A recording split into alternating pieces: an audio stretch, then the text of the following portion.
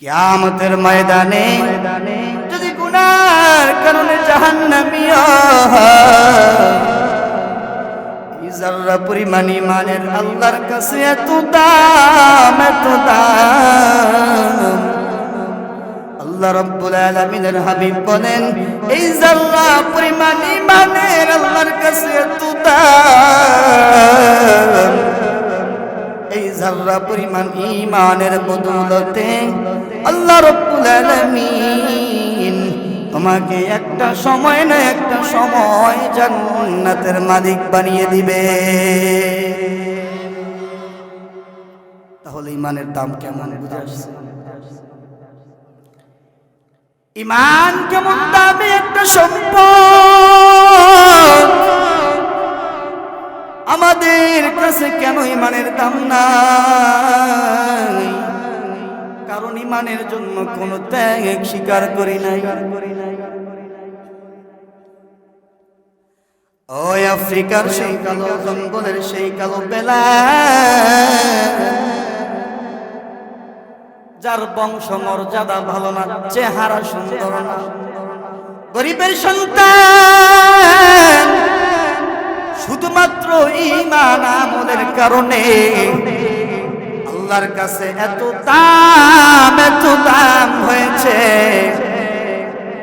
আল্লাহর হাবিব মেরাজে যাইয়া জান্নাত ভ্রমণ করার সময় বেলাল দুনিয়াতে হাঁটে, জান্নাতে বেলালের হাঁটার আওয়াজ নবীর কানে পৌঁছে গেছে। কিসের কারণে? ঈমান ও আমলের কারণে। কেমন ত্যাগ স্বীকার করলেন ওই আফ্রিকার সেই কালো জঙ্গলের সেই কালো বেলাল। এ মুসলমান ইমানদার, ভালো করে শুনো,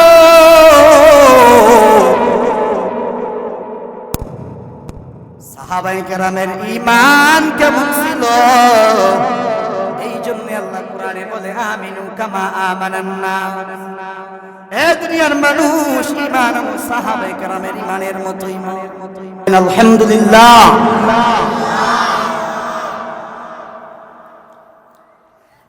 রহমতের নবী বলেন, যদি কোনো গোলাম ঘর থেকে দ্বীনি কথা শোনার জন্য বের হয়, আল্লাহ রাব্বুল আলামিন তার সঙ্গে ৭০,০০০ রহমতের ফেরেশতাকে কাফেলা বানাইয়া দেয়। এখন বলেন খুশি না বেজার? এবার আল্লাহ জিজ্ঞাসা করতেছেন, আল্লাহ কিছু ফেরেশতাদেরকে নির্ধারিত কিছু কাজ দিয়ে দুনিয়ার ভিতরে নিযুক্ত করে রেখেছেন। আমাদের কাঁধে দুই ফেরেশতা আছে, আপনারা সকলে জানেন। একজনে ভালো কাজ লেখেন, আরেকজনে খারাপ কাজ লেখেন। বলেন ঠিক কিনা? সকলে জানেন, কিন্তু আকাম কম করেন না, ঠিক নেই? আবার একটা ফেরেশতা আছে, ওই ফেরেশতা আমাদের কথা রেকর্ড করেন। আবার আরেক দল ফেরেশতা আল্লাহ আমাদের জন্য নিযুক্ত করে দিয়েছেন, সকাল থেকে সন্ধ্যা পর্যন্ত আমাদের আল্লাহ নিযুক্ত করে দিয়েছেন। আবার সকাল থেকে সন্ধ্যা পর্যন্ত এক দল, আবার সন্ধ্যা থেকে সকাল পর্যন্ত আরেক দল ফেরেশতা আমাদের হেফাজতের জন্য আল্লাহ নিযুক্ত করে দিয়েছেন। আরেক দল ফেরেশতা আছে, তারা পুরো পৃথিবী ভ্রমণ করে। কি করে? ভ্রমণ করে। যেই জায়গায় দেখে কোরআনের ময়দান, দ্বীনি আলোচনা হয়, কোরআন ও হাদিসের কথা হয়, ওই জায়গায় ফেরেশতারা কাতার বন্দী হয়ে চারপাশে দাঁড়ায় যায়। বলেন সুবহানাল্লাহ। এবার আল্লাহ জিজ্ঞাসা করতেছেন, সলদি ময়দানের কি হালত? ফেরেশতারা বলে, শত শত মানুষ হাজির। বলে, তারা শীতের ভিতরে কেন আসছে? আল্লাহ বলতেছেন, তারা কেন আসছে? আল্লাহ বলে, জান্নাত। ফেরেশতারা বলে, আল্লাহ ওই মানুষগুলা তোমাকে চায়। বলে আর কি চায়? বলে তোমার জান্নাত চায়। বলে আর কি চায়? বলে তোমার জাহান্নাম থেকে মুক্তি চায়। মূল মাকসাদ আমরা সবাই জান্নাতে যেতে চাই, ঠিক না বেঠিক? এবার আল্লাহ ডাক দিয়ে বলে, হে ফেরেশতার দল, এই মানুষগুলা কি আমি আল্লাহরে দেখছিনি? বলে না না। আমার জাহান্নাম দেখছিনি? বলে না না। আমার জান্নাতে মানুষগুলা কি দেখছিনি? বলেন না।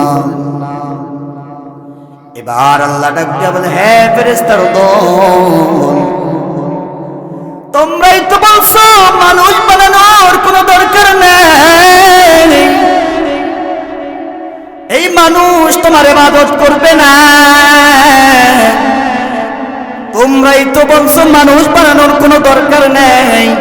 আজকে আমি আল্লাহ তোমাদেরকে সাক্ষী রেখে বললাম, রে ফেরেশতার দল, যেই মানুষগুলা এই শীতের রজনীতে বিবির কম্বল ফালাইয়া আমি আল্লাহকে পাওয়ার জন্য এই কোরআনের ময়দানে আসলো, আমি আল্লাহ তোমাদেরকে সাক্ষী রেখে বললাম, আমি আল্লাহ ওই সমস্ত বান্দার জিন্দেগীর সব গুনাহ আমি আল্লাহ ক্ষমা করে দিলাম। এবার খুশি তো? ফজিলতের কথা শুনছিলাম তো খুশি। বাঙালিরা লাভ যেখানে আছে সেখানে এরা আছে, ঠিক না বেঠিক? আমি আপনাদের খেদমতে কোরআনের ছোট্ট একটা আয়াত তেলাওয়াত করছিলাম। ওই আয়াতে আল্লাহ রাব্বুল আলামিন আপনাকে আমাকে ওই জান্নাতে যাওয়ার আহ্বান করেছেন। বলেন সুবহানাল্লাহ। কে? আরো জোরে বলেন। কোথায়? আল্লাহ আমাদেরকে জান্নাতে যাওয়ার আহ্বান করেছেন, শর্ত দিয়েছেন দুইটা। কয়টা শর্ত? কয়টা দিলেন? সবাই কথা বলেন না কেন? মুসলমান কি কাউকে ভয় পায়? কাকে ভয় পায়? আর কাউকে ভয় পাওয়া যাবে না। আল্লাহর মেহমান হওয়ার জন্য আল্লাহ আহ্বান করেছেন, শর্ত দিয়েছেন কয়টা? এখন যদি আপনাকে প্রধান ডক্টর ইউনূস প্রধানমন্ত্রী দাওয়াত দেয়, এক বেলার খাওয়া খাবেন আমার সাথে, ওই গ্রামের আব্দুল করিম, যদি কাঠের পিছনে 50টা শর্ত থাকে আপনি মানতে রাজি? আপনি আমি সকলেই মানতে রাজি, ঠিক নেই? যে প্রধানমন্ত্রীর সাথে এক বেলা খাবার খাবো, ধন্য হয়ে যাবো দুনিয়াতে। ধন্য কি যে বেটা দেখ আমি প্রধানমন্ত্রীর সাথে এক বেলা কি করছি? খানা খাইছি। প্রধানমন্ত্রীর মেহমান কয় বেলা? সকলে বলেন। কিন্তু আল্লাহ যে আমাদেরকে মেহমান হওয়ার আহ্বান করেছে একদিনের জন্য না, 1 বছরের জন্য, শতাব্দী বছরের জন্য না। আল্লাহ রাব্বুল আলামিন আপনাকে আমাকে এমন মেহমান হওয়ার আহ্বান করেছেন, অনন্তকালের মেহমান হওয়ার আহ্বান আল্লাহ করেছেন। বলেন সুবহানাল্লাহ। দুনিয়ার প্রধানমন্ত্রীর মেহমান হওয়ার জন্য যদি তুমি 50টা শর্ত মেনে নাও, আমার আল্লাহর অনন্তকালের মেহমান হওয়ার জন্য 2টা শর্ত মানতে কেন পারবা না রে গোলাম? দুনিয়ার প্রধানমন্ত্রীর মেহমান হলো কয় বেলা? 1 বেলা। প্রধানমন্ত্রীর মেহমান হওয়ার জন্য যদি তুমি 50টা শর্ত মেনে নিতে পারো, তাহলে আল্লাহর অনন্তকালের মেহমান হওয়ার জন্য তুমি কেন 2টা শর্ত মানতে পারবা না রে মুসলমান? শর্ত 2টা কি বলবো? শুনবেন আপনারা? শেষ করে দেব? হ্যাঁ বলবো? সকলে বলে না, বলা যাবে না। সকলে যদি বলেন তাহলে আমি বলবো।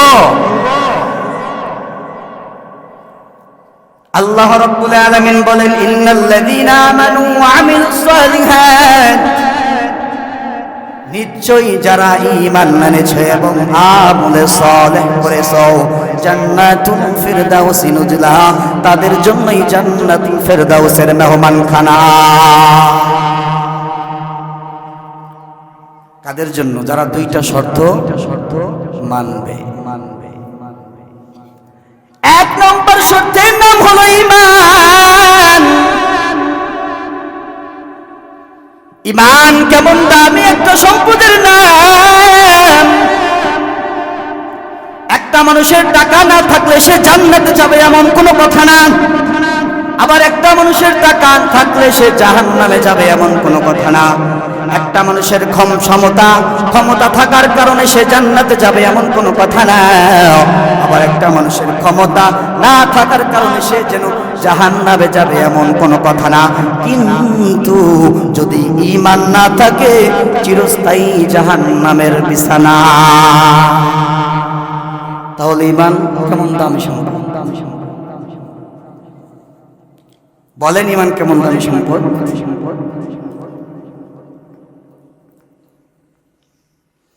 এই সৌদি এলাকার মানুষ, ও পদ্মার অন্তরালের মা, মাইকের আওয়াজ যত দূর পর্যন্ত যায় ভালো করে শোনো। ঈমান কেমন দামি একটা সম্পদ।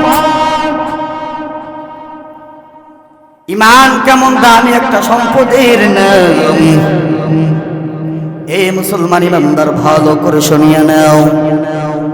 আল্লাহ বলে আমি দুনিয়ার ভিতরে যত নিয়ামত দান করেছি, আল্লাহ বলেন ওয়া ইন তা'উদ্দু নি'মাতাল্লাহি লা তুহসুহা। আমি আল্লাহ যেই নিয়ামত দান করেছি এই নিয়ামত তোমরা গণনা করে শেষ করতে পারবা না। আমরা মনে করি যে নিয়ামত সব সময় পাওয়া যায়, সব জায়গায় পাওয়া যায়, ওই নিয়ামতের মনে হয় দাম কম। হ্যাঁ, এই অক্সিজেন মাওলার কত বড় নিয়ামত। একটা মানুষ ভাত না খাইয়া পানি খাইয়া 5-10 দিন বাঁচতে পারবেন, ঠিক নেই? না হুজুর আমাকে সলদি এলাকায় 2-3 জন আছে এমন যে অক্সিজেন ছাড়াই আমরা বাঁচি। আছে এমন কেউ? চিকিৎসা বিজ্ঞানরা বলে 5 মিনিট যদি কোনো আল্লাহর বান্দা কোনো মানুষ অক্সিজেন নিতে আনতে না পারে ওই বান্দার জীবিত থাকবে না। এ মুসলমান ইমানদার, এই অক্সিজেন মাওলার কত বড় নিয়ামত। এই অক্সিজেনের জন্য মাওলার এই অক্সিজেন কত বড় নিয়ামত। আল্লাহ বলে অক্সিজেন যতই বড় নিয়ামত হোক না কেন, দুনিয়ার ভিতরে সব থেকে দামি নিয়ামতের নামই হলো ঈমান। কি এ মুসলমান ইমানদার,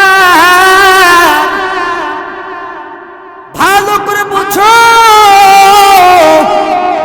ঈমান কেমন দামি একটা সম্পদ। ও বর্তমানের মা, ইসলাম তোমাদেরকে অনেক সম্মান দিয়েছেন। আল্লাহর হাবিব বলেন, রহমতের নবী বলেন, দুনিয়ার ভিতরে আল্লাহ যা বানাইলেন সব হলো সম্পদ। এর মধ্যে আল্লাহর কাছে সব থেকে দামি সম্পদের নামই হলো নেককারনী নারী। আসেনি? এখন পাওয়া যায়?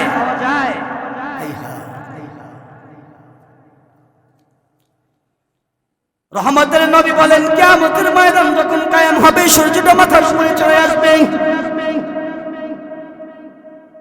সূর্যের তাপে জমিনটা হয়ে যাবে তামাম। ওইদিকে জাহান্নামের ভয়ে কিয়ামতের ময়দানটা থর থর করে কাঁপতে থাকবে। গুনাহগারের মাথার মজকগুলো ঠাস ঠাস করে ফেটে যাবে।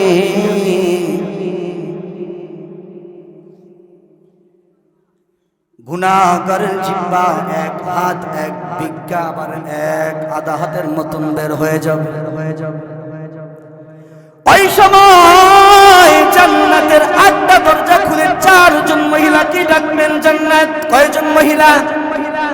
আর জোরে বলেন কয়জন মহিলা? এ আম্মা জানরা ভালো করে শোনো,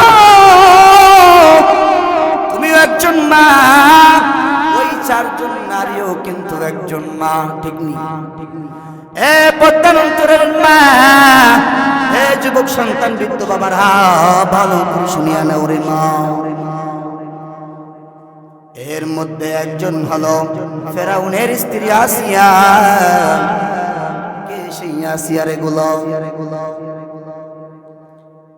ইসলাম গ্রহণ করার জন্য, এত ইমানের জন্য এত ত্যাগ স্বীকার করলেন। ও মা, ভালো করে শোনো, তোমার মতন আসিও একটা নারী। ফেরাউনের কোনো কিছুর অভাব আছে বাবা? তাহলে আসিয়া সব কিছু ছেড়ে দিয়ে কেন ইসলাম গ্রহণ করলেন? সব কিছু ছেড়ে দিয়ে তাদের কাছে ইমানের বড় দাম ছিল। কেন? কারণ তারা ইমানের জন্য ত্যাগ স্বীকার করছে। কি করছে? আমরা ইমানের জন্য কোনো ত্যাগ স্বীকার করি নাই, এজন্য আমাদের ইমানের আমাদের কাছে ইমানের কোনো দাম নাই। ঠিক নেই? সাহাবায়ে কেরাম দুনিয়ার সব কিছু দিয়ে দিতেন, তারপরে ইমান দিতেন না। এই সন্ধি এলাকার মা গো, ভালো করে শুনিয়া নাও রে মা। একজন হলো ফেরাউনের স্ত্রী আসিয়া, 2 নম্বরে হলো ঈসা নবীর মা মরিয়ম আলাইহিস সালাম। চায় না। ও মা, ভালো করে শুনিয়া নাও রে মা। আজকে আমাদের আম্মা জানরা এমন আকর্ষণ নিয়া ঘর থেকে বের হয়, একজন পুরুষ তাকাইলে যেন 4 চোখ নিচে নামানো না যায়। ঠিক না বেঠি? আরো জোরে বলেন, ঠিক না বেঠি? শহরে বাজারে দেখো নারীদের ঢল, পর্দাবিহীন তারা করে ঝলমল। ঠিক আছে না? আমরা তো পক্ষে আছেন না আপনারা?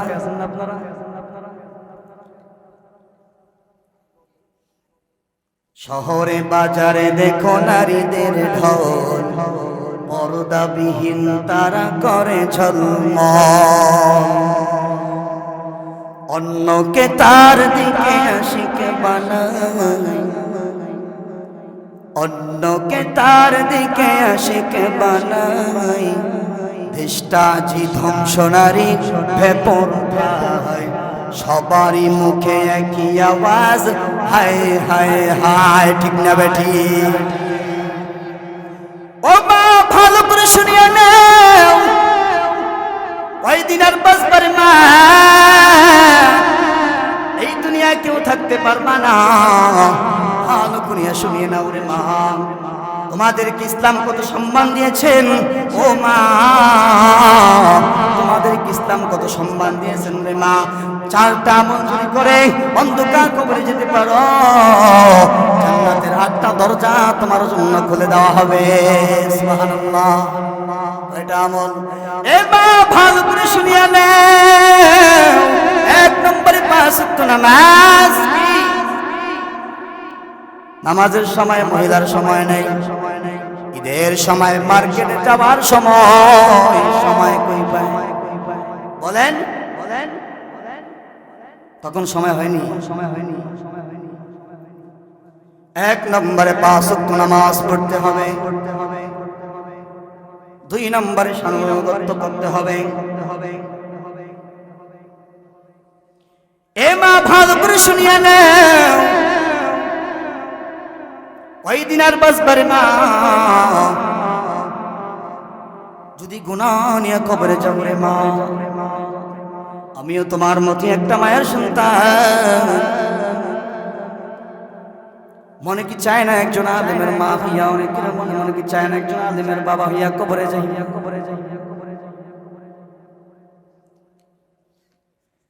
হে মুসলমান ইমানদার, আমি এদিকে যাইতে চাই না, আমার সম্পর্ক হলে ইমান আলোচনা করব।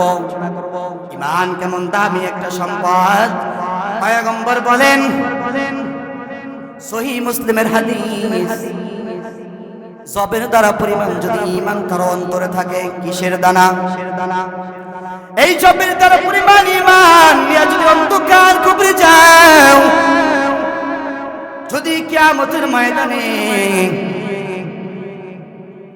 গুনার কারণে যদি জাহান্নামী হও, এই জবের দ্বারা পরিমাণ ইমানের এত দাম, এত দাম।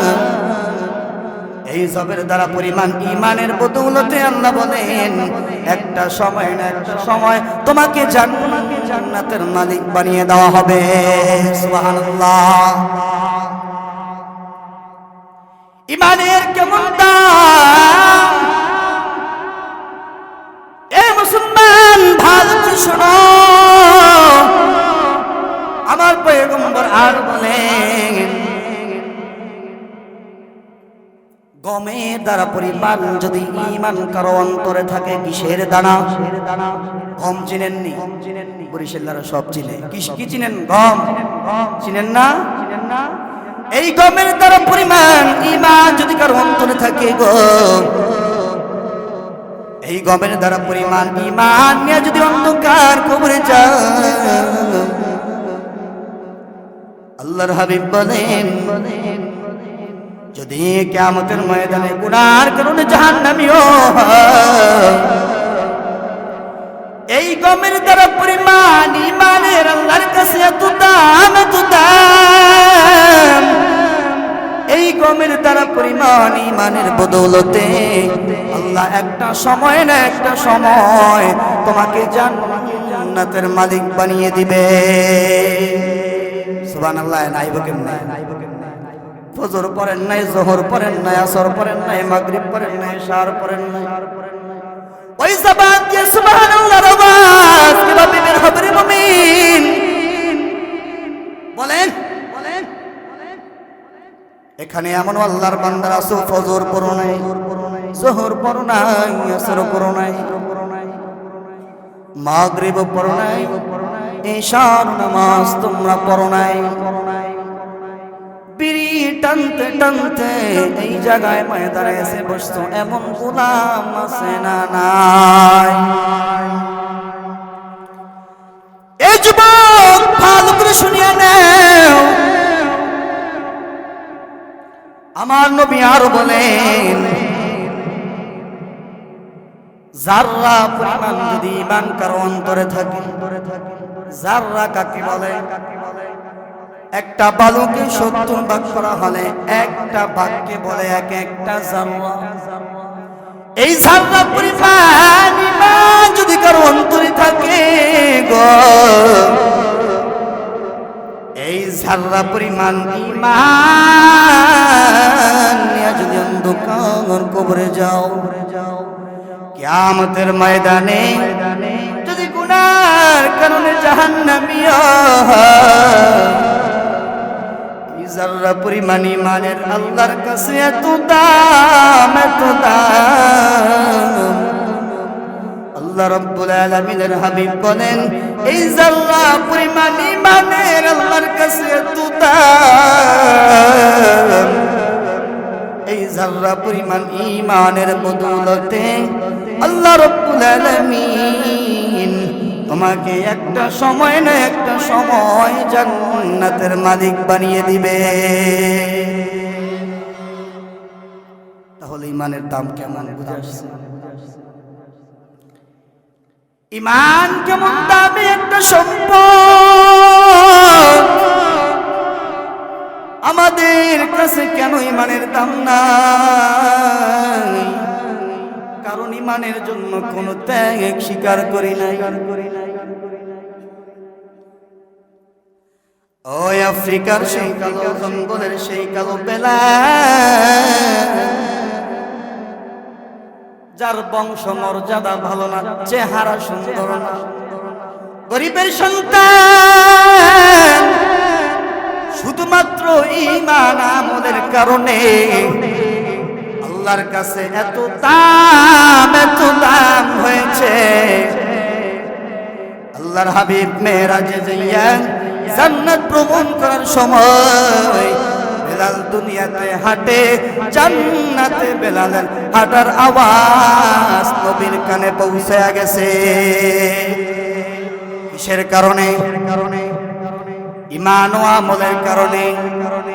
কেমন ত্যাগ স্বীকার করলেন ওই আফ্রিকার সেই কালো জঙ্গলের সেই কালো বেলাল।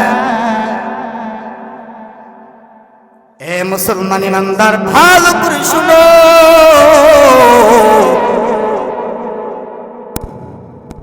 সাহাবায়ে কেরামের ঈমান কেমন ছিল।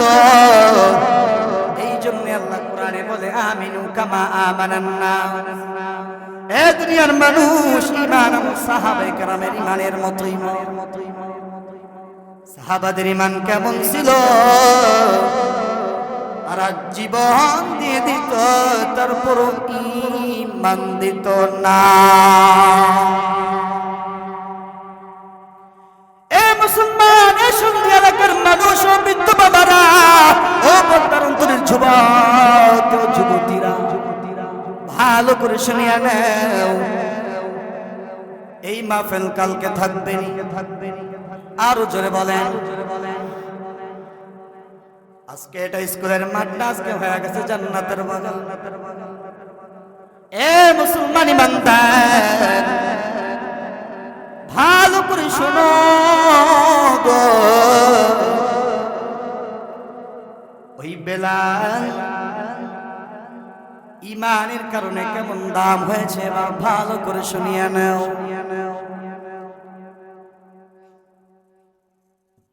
বেলাল একদিন মসজিদে নববীতে আযান দেওয়ার জন্য গেছিল।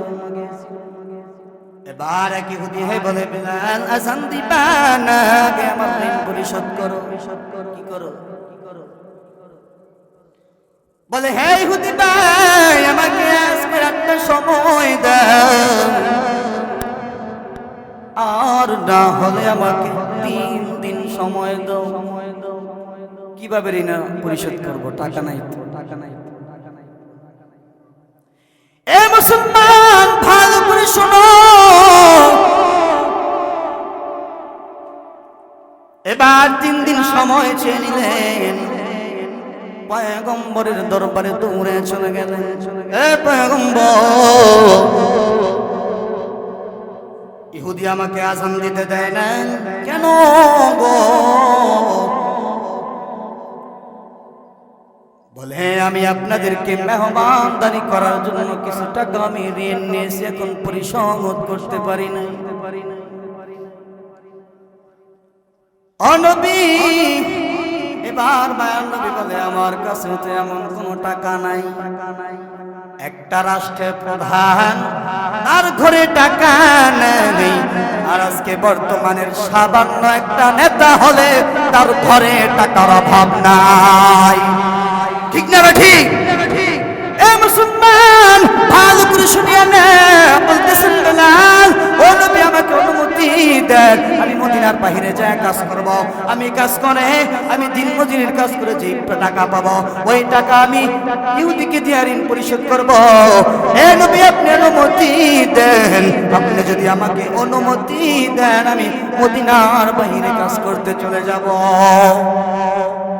এবার মায়ার নবী অনুমতি দিয়ে দিলেন। রাত্রের বেলা মায়ার নবীর চোখে কান্না, মায়ার নবীর বড় কান্না। ওদিকে বেলালের মন খারাপ, হায় আমার বেলাল আমার কাছ থেকে চলে যাবে। মায়ার নবী বলতেছে, আরে আমার বেলাল চলে যাবে। আবার নবী বলতেছে, হায় রে। বেলাল বলতেছে, আমার নবীকে ছেড়ে আমি চলে যাব। এ মুসলমান, ভালো করে শুনিয়া নাও। এবার আল্লাহ রাব্বুল আলামিন ফজর হবার আগে কিছু উট পরে আসমান থেকে আল্লাহ বেলালের ঋণ আল্লাহ নিজেই পরিশোধ করে দিলেন। এবার মায়ার নবী বলেন, সাহাবী বেলালের ঘরে যাও যাও। বেলালের ঋণ পরিশোধ কোনো দুনিয়ার মানুষ না, আমি নবীও না। বেলালের ঋণ পরিশোধ করতেছেন স্বয়ং আমার আল্লাহ। এ মুসলমান, ভালো করে শুনিয়া নাও, ওই বেলাল কেমন ভাবি হয়েছেন। এবার বলে, সাহাবী বেলালের ঘরে যাও। বেলালকে যা তাড়াতাড়ি মায়ার নবী ডাকে। এবার মায়ার নবীর কাছে বেলাল আসলেন। এবার মায়ার নবী বলতেছেন, বেলাল কেমন দামি হয়ে গেলি রে বেলাল, এমন দামি কিভাবে হইলি? তোর ঋণ আমি নবী পরিশোধ করি নাই, তোর ঋণ পরিশোধ করতেছে স্বয়ং আমার আল্লাহ। এই উটের ভিতরে যে মাল আছে ওই উটিকে দিয়া দাও, আর যারা তোমার কাছ থেকে ঋণ পাবে সবাই ঋণ পরিশোধ করে দাও, আর যে সম্পদ আছে এই সম্পদ গরিবের ভিতরে বন্টন করে দাও।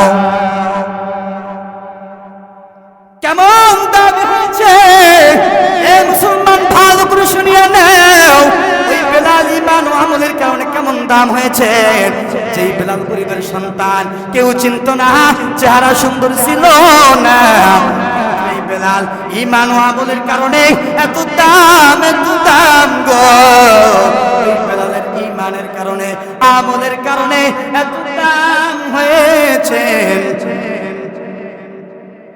হে মুসলমান ইমানদার, কিসের জন্য এত দাম হয়েছে? এবার সাহাবায়ে কেরাম বলতেছেন, নবী বেলালের আযান সুন্দর হয় না,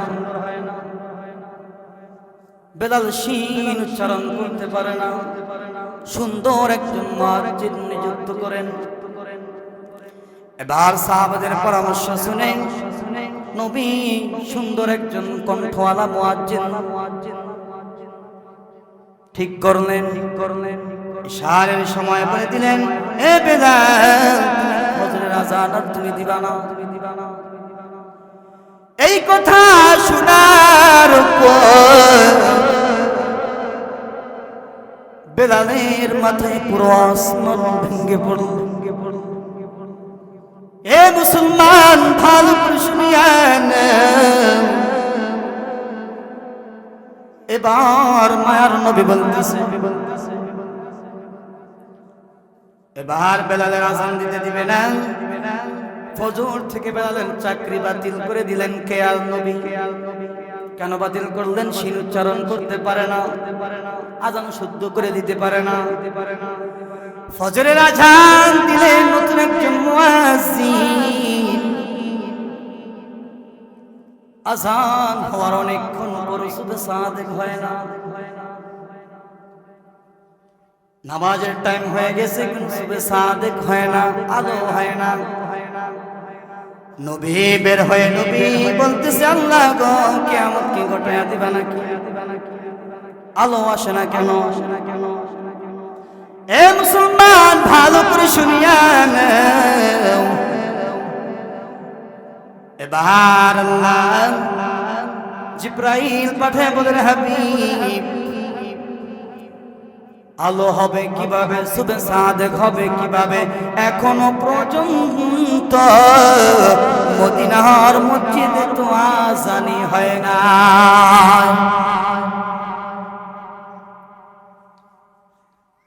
এ মুসলমান, ভালো করে শুনিয়া নাও, দিল নরম করিয়া দাও। কয়দিনার বাজবারে গোলাম, দিল নরম করিয়া শুনিয়া নাও রে বান্দা। এবার এই কথা শুনে বলে পয়গম্বর বলে, জিবরাইল, আগামীকাল থেকে তো আজকের আযান আরো সুন্দর হয়েছে, আরো সুন্দর কণ্ঠ শুদ্ধ করে হয়েছে। এবার জিবরাইল ডাক দিয়ে বলে, হাবিব, আমি জানি না আগামীকাল গতকালের রাত্রের আযান আমরা আসমানের ফেরেশতারাও শুনছি। শুধু আমরা না, আল্লাহর আল্লাহর আরশ থেকে গতকালকের আযান শুনছে। আজকে তো কোনো আযানের আওয়াজ হয় না, আজকে আমরা আযান শুনি নাই, আজকে আমার আল্লাহ নিজেও আযান শোনে না। এবার মায়ার নবী বলে, বেলাল, কেমন দামি হয়ে গেলি রে বেলাল, আমি নবী বুঝতে পারি না তুই যে এত দামি হয়ে গেলি। জিবরাইল বলে, যদি বেলাল আযান না দেয় তাহলে আর কোনদিন সুবহে সাদেক হবে না। এ মুসলমান, ভালো করে শুনিয়া নাও, ঈমান আমলের কারণে কেমন দাম হয়েছে। কিসের কারণে? যখন তোমার ঈমানটা মজবুত হবে তখন তুমি নামাজ কাজা করতে পারবা না। যখন তোমার ঈমানটাকে মজবুত করবা তুমি সুদের খাতায় নাম লেখাইতে পারবা না। যখন তোমার ঈমানটা মজবুত হবে তুমি আপনার জমিন ঠকায়া খাইতে পারবা না। যখন তোমার ঈমানটা মজবুত হবে তখন তুমি গরিবের মনে কষ্ট দিতে পারবা না। তখন তোমার ঈমানটা মজবুত হয়ে যাবে রে গোলাম, তখন তুমি কোনোদিনও সুদের খাতায় নাম লেখাইতে পারবা না। ঠিক না বেঠিক?